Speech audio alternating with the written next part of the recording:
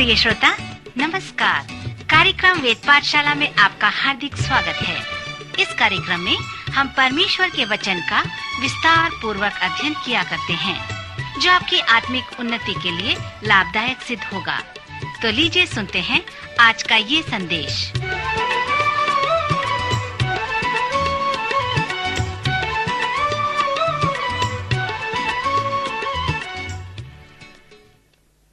नमस्कार श्रोता मित्र, आज की कक्षा में आपका स्वागत है। यह कक्षा मेरे कारण एक विशेष कक्षा नहीं है, परंतु इसलिए क्योंकि हम पवित्र शास्त्र बाइबल का अध्ययन कर रहे हैं। इन दिनों में हम नए नियम में से लूका रचित सुसमाचार का सर्वेक्षण कर रहे हैं। मित्र, जैसे हम लूका रचित सुसमाचार का सर्वेक्षण कर रहे हैं, सो उन कथनों को देख रहे हैं जो मत्ती में नहीं लिए गए हैं, और मैं चाहता हूं कि आप उन 8वें अध्याय पर ध्यान करें, जहां पर आप यीशु के सहनशीलता की प्राथमिकता को देखने पाएंगे कि किसे उसने पहले लिया, किसे उसने बाद में लिया। उसने अनेक लोगों के साथ कार्य करना मना कर दिया। लूका के इस 8वें अध्याय के घटना में उसके निष्पक्षता दिखते हैं और साथ ही साथ उसकी प्राथमिकता दिखाई देता है। यहाँ पर याईर नाम का एक मनुष्य था जो आराधनालय का सरदार था। वह एक महत्वपूर्ण व्यक्ति था। सो वह यीशु के पास आकर उससे विनती करने लगा कि मेरे घर चल, क्योंकि उसके 12 वर्ष की एक लौती बेटी थी जो बीमार थी और मरने पर थी। जब वह जा रहा था तब लोग उस पर गिर पड़ते थे, और एक स्त्री जिसको 12 वर्ष से लोहू बहने का रोग था। लय व्यवस्था की पुस्तक में कहा गया है कि इस प्रकार की स्त्री किसी को छू नहीं सकती थी। वह समाज के बाहर रहती थी। उसका विश्वास था कि यीशु मसीह ही उसकी एकमात्र आशा है। वह अपने मन में कहती थी कि यदि मैं उसके वस्त्र को ही छू लूंगी तो मैं चंगी हो जाऊंगी। सो जब यीशु उस विशेष व्यक्ति के साथ चलते हुए जा रहे थे तो वह स्त्री पीछे से आकर उसके वस्त्र के आंचल को छू लिया और तुरंत उसका लहू बहना थम गया। सो जब उसने यीशु को छुआ, यीशु खड़े हो गए और कहने लगे, मुझे किसी ने छुआ है। चेलों ने कहा, हे स्वामी, तुझे तो भीड़ दबा रही है और तुझ पर गिर पड़ती है, और तू कहता है कि किसने मुझे छुआ है। यीशु ने कहा, किसी ने मुझे छुआ है, क्योंकि मैंने जान लिया है कि मुझ में से सामर्थ निकली है। श्रोता, क्या उसे नहीं मालूम था कि उसे किसने छुआ? यद्यपि वह जानता था, परंतु वह चाहता था कि वह स्त्री अपने विश्वास को स्पष्ट रूप से लोगों के सामने बता दे, क्योंकि वह विश्वास करती थी कि यदि मैं उसके वस्त्र ही को छू लूंगी तो चंगी हो जाऊंगी। अंत में हम पढ़ते हैं कि वह मान लेती है कि मैंने तुझे किस कारण छुआ है, और कैसे वह तुरंत चंगी हो गई। तब यीशु ने उस स्त्री से कहा, बेटी, तेरे विश्वास ने तुझे चंगा किया है, कुशल से चली जा। जब वह इस प्रकार कह ही रहा था तो किसी ने आराधनालय के सरदार के घर से आकर कहा, तेरी बेटी मर गई, गुरु को दुख न दे। यीशु ने यह सुनकर उससे उत्तर दिया, मत डर, केवल विश्वास रख तो वह बच जाएगी। घर में आकर उसने लोगों को रोते पीटते पाया और कहा, रो मत, वह मरी नहीं है परंतु सो रही है। सो उसने उसका हाथ पकड़ा और कहा, हे लड़की, उठ। तब उसके प्राण फिर आ गए और वह तुरंत उठी। यीशु ने उसे जिला दिया।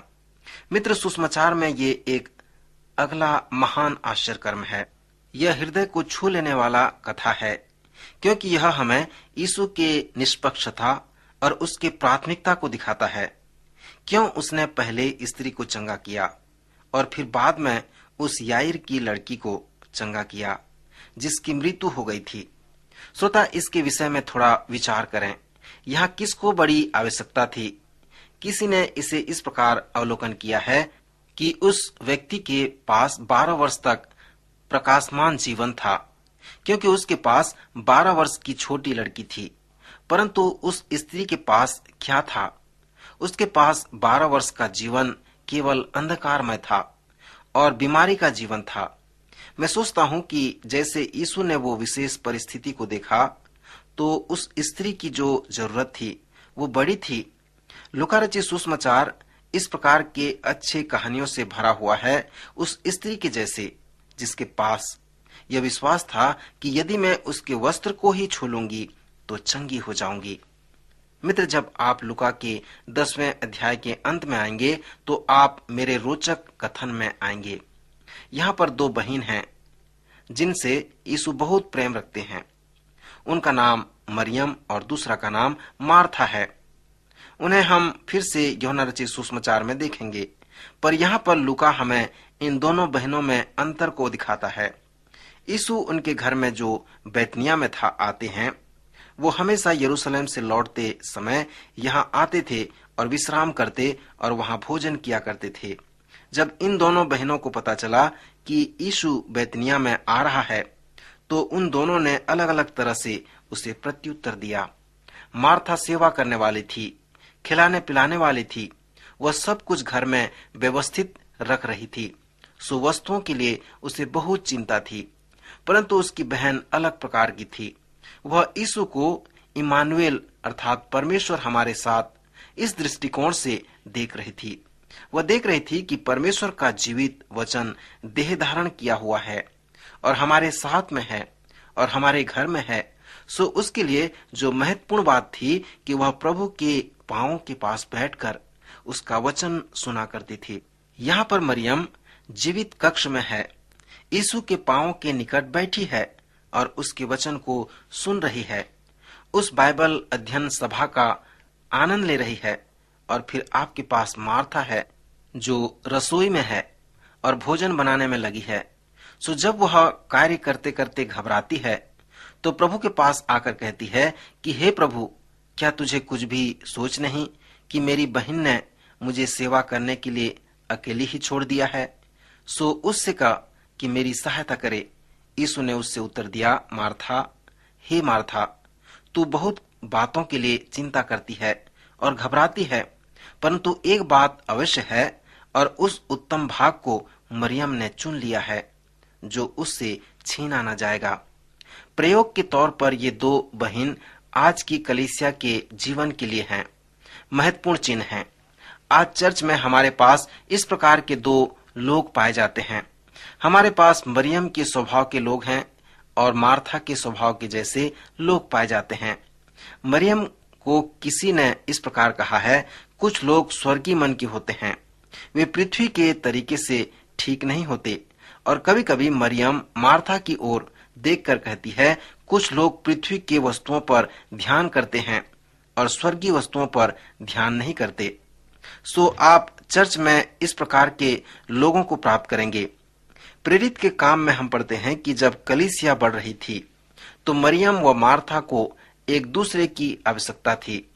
प्रेरित के काम 6वें अध्याय में हम पढ़ते हैं कि जब कलीसिया की वृद्धि हुई तब प्रेरितों के पास उनके उत्तरदायित्व के अनेक समस्या थे।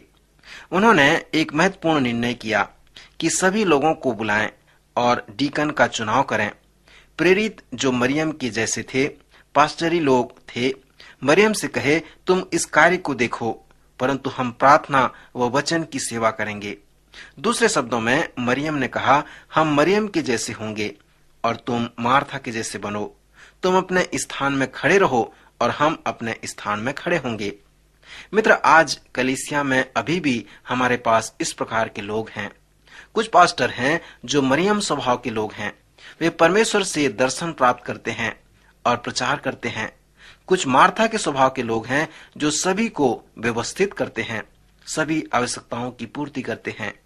मरियम को चाहिए कि वो मार्था का आदर करे और मार्था को चाहिए कि वह मरियम का आदर करे, क्योंकि दोनों आवश्यक और बहुत महत्वपूर्ण हैं। दोनों प्रकार के आत्मिक वरदानों के लोगों की आवश्यकता है। कभी कभी इनमें से एक कहता है कि ऐसा होने दो या वैसा होने दो। मसीह की देह में आपको दोनों की आवश्यकता है। जब मरियम के जैसे लोगों का व्यक्तिगत सेवा है और उसे मार्था के जैसे लोगों की आवश्यकता है, तो मार्था प्रसन्न होगी, क्योंकि परमेश्वर ने उसे इस प्रकार का वरदान दिया है। यदि मार्था के पास इस प्रकार का वरदान नहीं होता तो मरियम को भोजन करने के लिए कुछ भी नहीं मिलता। सो दोनों ही आवश्यक व महत्वपूर्ण हैं। उन्हें चाहिए कि वे एक दूसरे का आदर करें और इसके लिए परमेश्वर का धन्यवाद करें। सारांश में मैं आपको प्रश्न पूछना चाहता हूं कि क्या मरियम ने मार्था को खाना बनाने में सहायता किया? मैं सोचता हूं कि यीशु ने कहा नहीं, मरियम रसोई के लिए नहीं है। उसे अपने व्यक्तिगत वरदान को नहीं देना चाहिए। इस आत्मिक वरदान को परमेश्वर ने उसे दिया है। क्या मार्था रसोई से बाहर आकर बाइबल अध्ययन सभा में यीशु व मरियम के साथ भाग ली? मैं सोचता हूं कि उत्तर जो है वह नहीं में है, क्योंकि यीशु के अनुसार ये दोनों प्रकार के वरदान पाए हुए लोग आवश्यक हैं। यहाँ पर लूका रचित सुसमाचार के 18 अध्याय और 11 अध्याय में भी एक लेखांश है जिसे हम आज आग्रही प्रार्थना कहते हैं। लूका 11 अध्याय में जब यीशु किसी जगह प्रार्थना कर चुका तो उसके चेलों में से एक ने उससे कहा, हे प्रभु, जैसे यूहन्ना ने अपने चेलों को प्रार्थना करना सिखाया वैसे ही हमें भी तू सिखा दे। यीशु ने प्रार्थना के विषय में उनसे इस प्रकार शिक्षा दी। उसने उनसे कहा, तुम में से कौन है कि उसका एक मित्र हो और वह आधी रात को उसके पास जाकर उससे कहे कि हे मित्र, मुझे 3 रोटियां दे, क्योंकि एक यात्री मेरे मित्र मेरे पास आया है, उसके आगे रखने के लिए मेरे पास कुछ नहीं है। और वह भीतर से उत्तर दे कि मुझे दुख न दे, अब तो द्वार बंद है और मेरे बालक मेरे बिछौने पर हैं, इसलिए मैं उठकर तुझे दे नहीं सकता।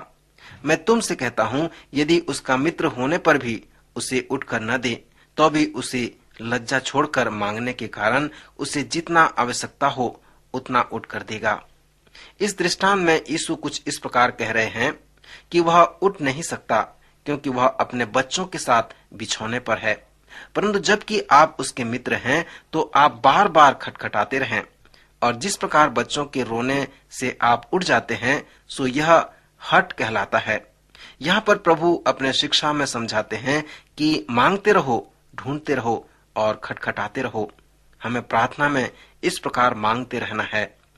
फिर लूका 17वें अध्याय में एक और छोटी दृष्टांत है जहाँ यीशु कहते हैं, जब उन सब कामों को कर चुको जिसकी आज्ञा तुम्हें दी गई थी, तो कहो हम निकम्मे दास हैं कि जो हमें करना चाहिए था वही किया है।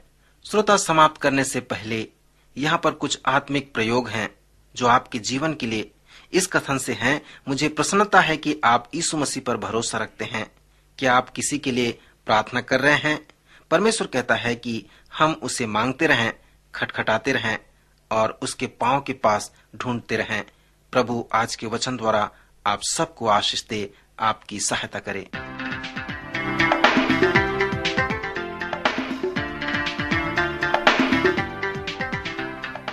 अभी आप सुन रहे थे कार्यक्रम वेद पाठशाला। श्रोता, हमें विश्वास है कि इस कार्यक्रम के द्वारा आपको आशीष मिली है। यदि इस कार्यक्रम के विषय में अधिक जानकारी प्राप्त करना चाहते हैं या बाइबल अध्ययन से संबंधित कोई प्रश्न हमसे पूछना चाहते हैं, तो आप हमें इस पते पर लिखें। हमारा पता है कार्यक्रम वेद पाठशाला, post box number 713, EN post, Faridabad 7। पता एक बार फिर सुन लीजिए। कार्यक्रम वेद पाठशाला, post box number 713, EN post, Faridabad 7। आज के कार्यक्रम का समय यहीं पर समाप्त होता है। अगले कार्यक्रम में आपसे फिर भेंट होगी। तब तक के लिए नमस्कार।